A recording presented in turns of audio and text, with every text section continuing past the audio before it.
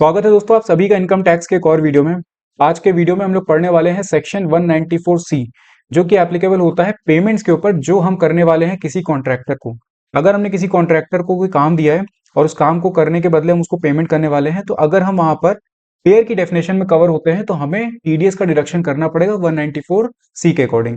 अब यहाँ पर पेयर की डेफिनेशन में कौन आता है, कौन सा काम हम लोग दे सकते हैं जिस पर कि टीडीएस एप्लीकेबल होगा, और क्या थ्रेशोल्ड लिमिट रहेगी, क्या रेट ऑफ टीडीएस रहेगा। तो ये सारी बातें हम लोग इस वीडियो के अंदर में कवर करने वाले हैं। इसके पहले भी हम लोग कई सेक्शंस को डिस्कस कर चुके हैं टीडीएस के, तो अगर आपने पिछले वाले वीडियोस अभी तक नहीं देखे, उन सबका लिंक आपको डिस्क्रिप्शन में मिलेगा, वहां पर जाकर के आप पिछले सारे वीडियोस इस चैप्टर के देख सकते हो। जैसा कि मैंने आपसे कहा कि सेक्शन 194 सी हमारा एप्लीकेबल होता है पेमेंट्स के ऊपर। ऐसी पेमेंट जो कि हम किसको करने वाले हैं, कॉन्ट्रैक्टर को करने वाले हैं, जिसको हमने कोई काम करने के लिए दिया है। तो यहाँ पर बात आएगी कि कौन टीडीएस को काटेगा, यानी कि पेयर कौन होगा, पेई कौन होगा। पेई का मतलब किसका टीडीएस कटने वाला है, क्या रेट होगा, क्या टाइम ऑफ डिडक्शन होगा, क्या थ्रेशोल्ड लिमिट होगी। तो सबसे पहले हम लोग देख लेते हैं पेयर की डेफिनेशन कि पेयर के अंदर में यहाँ पर कौन कौन कवर होगा, किसको किसको टीडीएस यहाँ पर काटना है। तो यहाँ पर सेंट्रल गवर्नमेंट हो सकती है, स्टेट गवर्नमेंट हो सकती है, लोकल अथॉरिटी, स्टैट्यूटरी कॉर्पोरेशन, कोई कंपनी हो सकती है, कोऑपरेटिव सोसाइटी हो सकती है, कोई स्टैट्यूटरी अथॉरिटी हो सकती है जो कि हाउसिंग एकोमोडेशन में डील कर रही हो, ठीक है, सोसाइटी हो सकती है। इसके बाद फिर ट्रस्ट हो सकता है, यूनिवर्सिटी हो सकती है, फर्म हो सकती है, government of a foreign state हो सकता है। इसके बाद आते हैं मेन पॉइंट, यहाँ पर ये वाला देखो, यहाँ पर इंडिविजुअल, एचयूएफ, एओपी, बीओआई, ये भी हमारे पेयर की डेफिनेशन में कवर होंगे, लेकिन ये तभी होंगे जब ये एक सर्टेन लिमिट को एक्सीड करेंगे, सर्टेन थ्रेशोल्ड को एक्सीड करेंगे। यहाँ पर देखिए लिखा है टोटल सेल्स, ग्रॉस रिसीट्स और टर्नओवर, यानी कि जो इंडिविजुअल एचयूएफ, एओपी, बीओआई की हम लोग बात कर रहे हैं, इनका अगर टोटल सेल्स, ग्रॉस रिसीट या टर्नओवर अगर एक्सीड करता है 1 करोड़ या फिर 50 लाख को, तब उस केस में ये पेयर की डेफिनेशन में कवर होंगे और इनको टीडीएस काटना पड़ेगा। अगर 1 करोड़ या 50 लाख से कम होता तो फिर टीडीएस एप्लीकेबल नहीं होगा और इनको टीडीएस नहीं काटना पड़ेगा। दूसरी चीज यहाँ पर देखिए, 1 करोड़ और 50 लाख, 1 करोड़ की लिमिट किस में है, बिजनेस के केस में, यानी कि इंडिविजुअल, एचयूएफ, एओपी, बीवाई अगर बिजनेस में एंगेज है तो फिर इनकी लिमिट जो हो जाएगी वो 1 करोड़ की हो जाएगी। और अगर ये प्रोफेशन के अंदर में एंगेज है तो फिर इनकी लिमिट हो जाएगी यहाँ पर 50 लाख रुपए। दूसरी चीज यहाँ पर जो 1 करोड़ और 50 लाख हम लोग लिमिट देख रहे हैं, ये हम लोग देख रहे हैं जो हमारा फाइनेंशियल ईयर चल रहा है उसके इमीडिएटली प्रीसीडिंग जो ईयर होगा। जैसे अभी अगर जो हमारा फाइनेंशियल ईयर चल रहा है वो चल रहा है 2024-25 का, ठीक है, यानी कि असेसमेंट ईयर 2025-26, तो इसका प्रीसीडिंग ईयर यानी कि 2023 और 24। तो 2023 और 24 में अगर ये लोग 1 करोड़ या 50 लाख की लिमिट को एक्सीड करते हैं, तभी इनका टीडीएस, ये मतलब इनके ऊपर टीडीएस एप्लीकेबल होगा, इनको काटना पड़ेगा, क्योंकि तब ये पेयर की डेफिनेशन में आ जाएंगे। अगर 2023-24 में ये लिमिट को एक्सीड नहीं करते तो फिर ये पेयर की डेफिनेशन में नहीं आएंगे और इनको टीडीएस नहीं काटना पड़ेगा। ठीक है, तो यहाँ पर ये वाला पॉइंट आप लोग याद रखो। बाकी इसमें आप लोग एक दो को अगर स्किप भी कर दोगे तो भी चल जाएगा, कुछ कुछ छोटे छोटे वो आपको याद हो जाएंगे, जैसे फर्म हो गई, ट्रस्ट हो गई, इसके बाद central government, local authority, statutory corporation, तो ये सब आपको याद हो जाएंगे। इसके बाद अगर हम देखें पेई के अंदर में कौन कौन आएगा, तो पेई में यहाँ पर कोई भी रेजिडेंट हो सकता है, एनी रेजिडेंट। अब एनी रेजिडेंट का मतलब है यहाँ पर इंडिविजुअल भी हो सकता है, फर्म भी हो सकती है, एचयूएफ भी हो सकती है, कंपनी भी हो सकती है, लेकिन क्या होना चाहिए, वो यहाँ पर रेजिडेंट होना चाहिए। तो यहाँ पर देखिए लिखा है any resident contractor for carrying out any work, ठीक है, एनी वर्क। अब वर्क की डेफिनेशन क्या होती है उसको भी हम लोग आगे देखने वाले हैं, इंक्लूडिंग सप्लाई ऑफ लेबर। तो यहाँ पर पेई के अंदर में कोई भी रेजिडेंट हो सकता है। इसके बाद अगर हम रेट देखें कि कितने रेट से टीडीएस कटेगा, तो यहाँ पर आपको दो रेट देखने को मिलेंगे, एक तो 1% का, दूसरा 2% का। 1% का रेट आपके ऊपर तब एप्लीकेबल होगा जब आप पेमेंट कर रहे हो किसी इंडिविजुअल या फिर एचयूएफ को, ठीक है। अगर जो पे है वो यहाँ पर इंडिविजुअल होता है, मतलब इंडिविजुअल कॉन्ट्रैक्टर या फिर एचयूएफ जो है वो हमारा कॉन्ट्रैक्टर हो। लेकिन अगर इंडिविजुअल और एचयूएफ को छोड़ करके कोई और यहाँ पर पे की डेफिनेशन में आता है, तो फिर हमारा जो रेट होगा वो हो जाएगा 2% का। जैसे मान लो अगर आप फर्म को पेमेंट कर रहे हो, आपका जो कॉन्ट्रैक्टर है वो फर्म है, तो फिर आपको 2% का काटना पड़ेगा। अगर आप किसी कंपनी को पेमेंट कर रहे हो तो फिर आपको 2% का काटना पड़ेगा। तो यहाँ पर 2% का रेट आपका फर्म और कंपनी इन सबके ऊपर एप्लीकेबल होगा। इसके बाद नेक्स्ट आता है टाइम ऑफ डिडक्शन, किस टाइम पे आपको टीडीएस को डिडक्ट करना है। तो जब आप अपनी बुक्स में उसको, जो कॉन्ट्रैक्टर है उसको क्रेडिट कर रहे हो, या फिर जब आप एक्चुअल में उसको पेमेंट कर रहे हो, तो इन दोनों में से जो भी आप पहले करोगे उसी टाइम पे आपको टीडीएस को डिडक्ट करना पड़ेगा। तो यहाँ पर लिखा हुआ at the time of credit of such sum to the account of the contractor, और at the time of payment whichever is earlier. तो इनमें से जो भी अर्लियर होगा उस पर आपको टीडीएस का डिडक्शन करना पड़ेगा। इसके बाद बात आती है थ्रेशोल्ड की। तो थ्रेशोल्ड में यहाँ पर हमको दो तरीके के लिमिट देखने को मिलेंगे। एक है हमारा 30,000 का, दूसरा है 1 लाख का। अगर आप सिंगल सम जो पेमेंट कर रहे हो, ठीक है, सिंगल सम जो आपने पेमेंट किया है वो अगर 30,000 को एक्सीड करता है तो फिर आपको उस अमाउंट से जो पेमेंट आप कर रहे हो उस पेमेंट से आपको टीडीएस का डिडक्शन करना पड़ेगा। अगर वो 30,000 को एक्सीड नहीं करता तो फिर टीडीएस एप्लीकेबल नहीं होगा। लेकिन आपको यहाँ पर क्या करना है, आपको साल में भी देखना है कि आप साल भर में कितना पेमेंट कर रहे हो। अगर आपने साल भर में जो पेमेंट किया है पूरे फाइनेंशियल ईयर, मान लो आपने एक बार में जो पेमेंट किया वो 25,000 किया, फिर आपने दूसरी बार में जो पेमेंट किया वो 25,000 का किया, फिर आपने तीसरी बार पेमेंट किया वो भी 25,000 का किया, फिर इसके बाद जब आप पेमेंट कर रहे हो तो आप यहाँ पर 31,000 का कर रहे हो, या फिर मान लो अगर आप 26,000 का कर रहे हो सपोज, ठीक है, 26,000 का पेमेंट आपने किया, तो 25,000 का आप कर रहे हो, सिंगल सम यहाँ पर 30,000 को एक्सीड नहीं कर रहा है, टीडीएस नहीं कटेगा। फिर आपने 25,000 किया, ये 30,000 को एक्सीड नहीं कर रहा तो इस पर भी नहीं कटेगा, तीसरे वाले में भी नहीं कटेगा, चौथे वाले में भी नहीं कटेगा। लेकिन जब आप पूरे फाइनेंशियल ईयर का देखोगे, यहाँ पर जब आप लास्ट पेमेंट उसको 26,000 की कर रहे होगे तो आप देखोगे कि फाइनेंशियल ईयर में हमने उसको कितना पेमेंट कर दिया। तो 25,000 प्लस 25,000 प्लस 25,000 प्लस 26,000, जब आप इसको निकालोगे तो यहाँ पर ये निकलेगा 1,01,000 रुपए। तो आप देखोगे कि 1 लाख की लिमिट जो है हमारी फाइनेंशियल ईयर में वो एक्सीड कर गए। तो इसका मतलब जब हम उसको 26,000 का पेमेंट कर रहे होंगे तो हम इसमें से जो भी हमारा 1% 2% वाला होगा उसमें से हम काट करके फिर उसके बाद उसको पेमेंट करेंगे। तो यहाँ पर दो लिमिट हमको देखने को मिल गई, एक तो सिंगल सम वाली हो गई 30,000, और जो टोटल पेमेंट हम लोग कर रहे हैं फाइनेंशियल ईयर में वो अगर एक्सीड करती है 1 लाख को, अगर नहीं करती तो फिर टीडीएस एप्लीकेबल नहीं होगा। इसके बाद यहाँ पर देखिए लिखा है individual HUF need not deduct tax where the sum credited or paid exclusively for personal purpose. अगर कोई इंडिविजुअल या फिर एचयूएफ है वो अपने किसी पर्सनल काम के लिए कोई कॉन्ट्रैक्ट देता है किसी को और उस पर वो अगर पेमेंट कर रहा है तो फिर वहां पर उसको टीडीएस काटने की जरूरत नहीं, क्योंकि वो एक्सक्लूसिवली क्या है, पर्सनल पर्पस के लिए कर रहा है। लेकिन अगर वो बिजनेस पर्पस या फिर कोई प्रोफेशनल पर्पस अगर उसका होता है तो फिर उसके ऊपर टीडीएस एप्लीकेबल हो जाएगा। तो यहाँ पर हम लोगों ने ओवरऑल देख लिया। अब इसके बाद कुछ और बातें, जैसे वर्क की डेफिनेशन में क्या आता है क्या नहीं आता ये सब देख लेते हैं। ठीक है, पेयर की बात हम लोगों ने ऑलरेडी करी ली। इसके बाद एक एग्जांपल से समझते हैं, उसके बाद फिर हम लोग बाकी की बातें करेंगे। यहाँ पर देखिए लिखा X Y Z limited makes the following payments to mister Vikas a contractor for the contract work during the previous year 2024 to 25। 20,000 का पेमेंट इन्होंने किया है 1 मई 2024 को। इसके बाद 25,000 का पेमेंट किया है 1 अगस्त 2024 को, और उसके बाद 28,000 का पेमेंट किया, और इसके बाद लास्ट जो 1 मार्च को पेमेंट किया वो किया 30,000। Due to mister Vikas on account of the contract work discuss whether XYZ limited is liable to deduct TDS under section 194C from payments made to mister Vikas. तो यहाँ पर देखिए हमको ये पता है कि सिंगल सम अगर हम पेमेंट कर रहे हैं वो अगर 30,000 को एक्सीड करता है तभी टीडीएस एप्लीकेबल होता है। तो यहाँ पर जब इन्होंने पहली बार 20,000 का पेमेंट किया तो यहाँ पर ये तो 30,000 से कम है, तो ये क्या होगा, टीडीएस एप्लीकेबल नहीं होगा। इसके बाद फिर ये जो पेमेंट कर रहे हैं वो 25,000 का कर रहे हैं, ये भी 30,000 से कम है, इस पर भी टीडीएस एप्लीकेबल नहीं होगा, इस पर भी टीडीएस एप्लीकेबल नहीं होगा। जब ये 1 मार्च को कर रहे हैं तो अगर आप देखोगे सिंगल सम तब तो एप्लीकेबल नहीं है। लेकिन अगर आप इसका टोटल निकालो, यहाँ पर 20,000 प्लस 25,000 प्लस 28,000 प्लस 30,000, इसको अगर हम टोटल करेंगे तो यहाँ पर ये हमारा निकलेगा 5 और 8 13, 3 4 5 6 7 8 9 10, 1,03,000 रुपए। तो ये देखो 1 लाख को मतलब पूरे फाइनेंशियल ईयर में जो हमने टोटल पेमेंट करी है वो 1 लाख को एक्सीड कर गई। इसका मतलब कि जो हम इसको लास्ट पेमेंट कर रहे होंगे, क्योंकि देखो ये तो ऑलरेडी आप कर चुके हैं, 20,000 आपने कर दिया, 25,000 भी आप पे कर चुके हो, 28,000 भी आप पे कर चुके हो, उसको अब उसके अकाउंट में पैसा चला गया तो आप दोबारा से थोड़ी मांगोगे। तो जो फाइनल पेमेंट आप जब उसको कर रहे होगे 30,000 का, तो आप बोलोगे कि भैया तुमको जो पेमेंट कर रहे हैं वो साल में 1 लाख को एक्सीड कर गया, तो इसलिए अब हम टीडीएस काटेंगे। तो हम 30,000 रुपए में से 1,03,000 का, ये नहीं करिएगा कि 30,000 जो लास्ट पेमेंट करे उसका 1% 2%, जो टोटल आपने पेमेंट किया 1,03,000 का, उस 1,03,000 में इसका 1% यहाँ पर, क्योंकि इंडिविजुअल कॉन्ट्रैक्टर है तो 1% यहाँ पर कटेगा, यानी कि कितना हो जाएगा 1030। ये हो गया हमारा टीडीएस का अमाउंट, यानी कि जो 30,000 का हम पेमेंट करने वाले हैं उसमें से 1,030 रुपए हम उसको माइनस करके बचा हुआ अमाउंट हम विकास को दे देंगे। तो इस तरीके से हमारा एप्लीकेबल होता है। ठीक है, यहाँ पर आप स्टेटमेंट के फॉर्म में पढ़ सकते हो, इसको वीडियो को पॉज करके। यहाँ पर ये चीज लिखी कि लास्ट पेमेंट जो आप कर रहे हो वो हमारा उसकी वजह से 1,03,000 हो जाएगा, उसमें फिर यहाँ पर टीडीएस एप्लीकेबल होगा। और 1,03,000 का हम लोग 1% अगर निकालेंगे तो ये 1,030 रुपए निकलेगा, जो कि 30,000 से माइनस करके 28,970 रुपए हम लोग मिस्टर विकास को पेमेंट कर देंगे।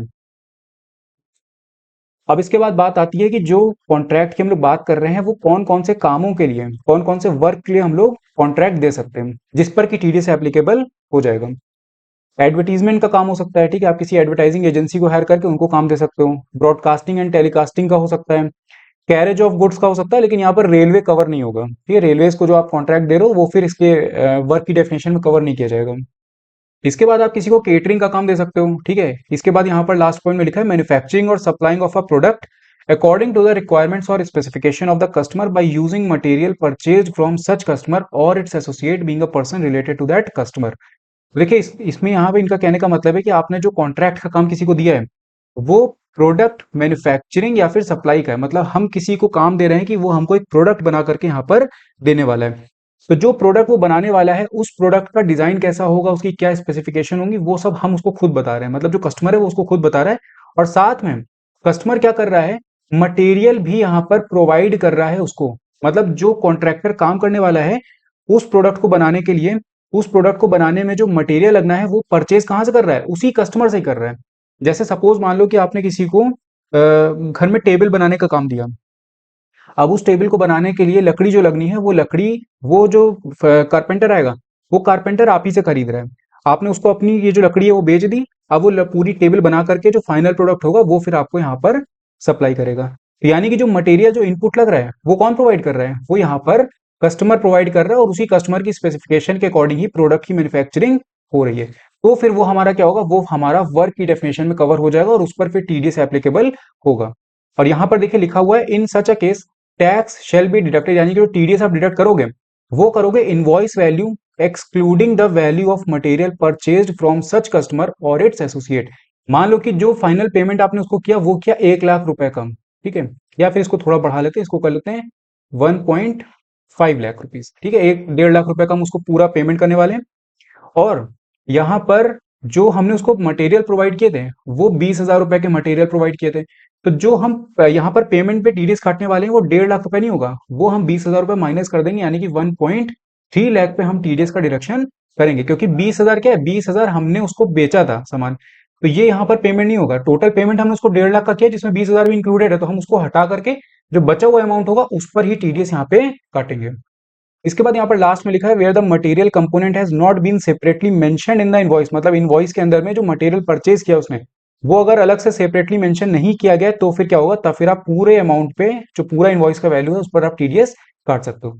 अगर 20,000 का अमाउंट अलग से शो किया गया है तो फिर टीडीएस ये 1.3 लाख पे काटो।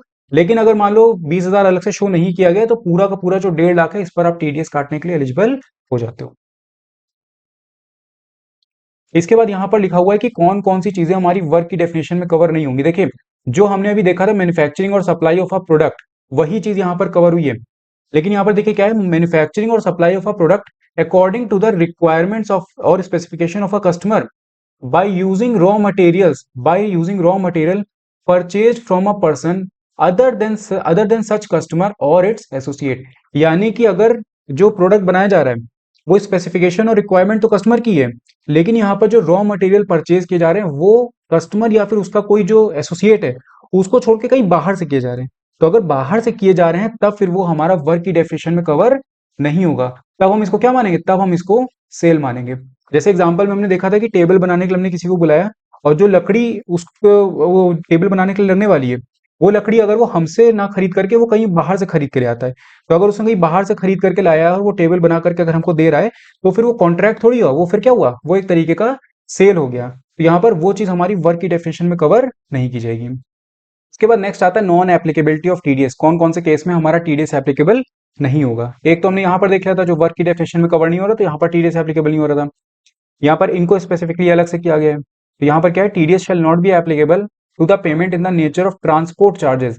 जो भी पेमेंट आप कर रहे हो in the nature of transport charges, मतलब गुड्स को यहाँ से वहां पहुंचाने के लिए जो आप पेमेंट कर रहे हो, ठीक है, कन्वेंस वाला एक तरीके से जो होता है, वो जिस भी कॉन्ट्रैक्टर को आपने किया है उस पर टीडीएस एप्लीकेबल नहीं होगा। कब, जब वो ये 3 कंडीशन फुलफिल करता है, तीनों की तीनों कंडीशन, कोई भी ऐसा नहीं कि 2 कर ली और 1 नहीं करी, तीनों कंडीशन उसको फुलफिल करनी पड़ेगी तभी यहाँ पर टीडीएस एप्लीकेबल नहीं होगा, अदरवाइज हो जाएगा। पहली यहाँ पर कंडीशन दी गई ओन्स 10 और less goods carriage at any time during the previous year, यानी कि जो गुड्स कैरेज है वो 10 या उससे कम गुड्स कैरेज ओन कर रहा हो किसी भी टाइम पे, प्रीवियस ईयर में किसी भी टाइम पे अगर वो ओन कर रहा हो 10 या उससे कम, दूसरा यहाँ पर दिया है, is engage in the business of flying, hiring और रिलीजिंग गुड्स कैरेज। ठीक है, गुड्स कैरेज को लीज करने का काम करता हो, हायर करने का काम करता हो, इन सब में एंगेज हो वो। और तीसरा यहाँ पर दिया है, furnished a declaration to this effect along with his PAN, मतलब उसने ये जो बातें हैं ये उसने अलग से डिक्लेरेशन के फॉर्म में दे रखी हो और उसके साथ में उसने अपना पैन भी सबमिट कर रखा हो।